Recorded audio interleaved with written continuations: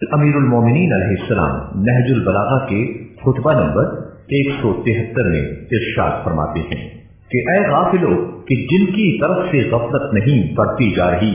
اور اے چھوڑ دینے والو کہ جن کو نہیں چھوڑا جائے گا، تعجب ہے کہ میں تمہیں اس حالت میں دیکھتا ہوں کہ تم اللہ سے دور ہٹتے جا رہے ہو اور دوسروں کی طرف شوق سے بڑھ رہے ہو،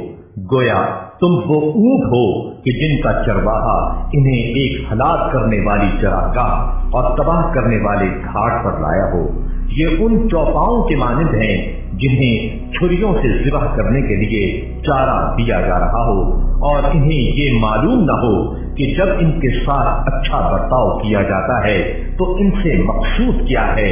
یہ تو اپنے دل کو اپنا پورا زمانہ خیال کرتے ہیں اور پیٹ بھر کر کھا لینا ہی اپنا کام سمجھتے ہیں۔ خدا کی قسم، اگر میں بتانا چاہوں تو تم میں سے ہر شخص کو بتا سکتا ہوں کہ وہ کہاں سے آیا ہے اور اسے کہاں جانا ہے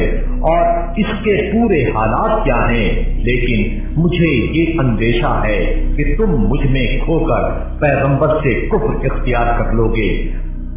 البتہ میں اپنے مخصوص دوستوں تک یہ چیزیں ضرور پہنچاؤں گا کہ جن کے بھٹک جانے کا اندیشہ نہیں۔ اس ذات کی قسم جس نے پیغمبر اکرم حضرت محمد مصطفیٰ صلی اللہ علیہ وآلہ وسلم کو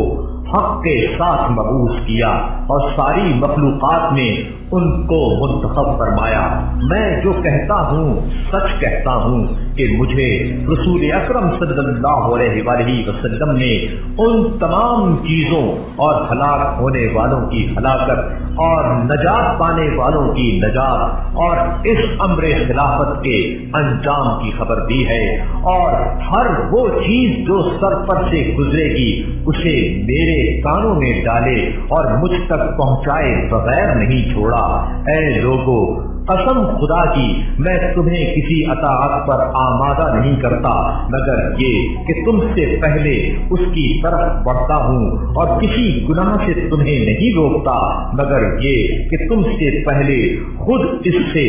باز رہتا۔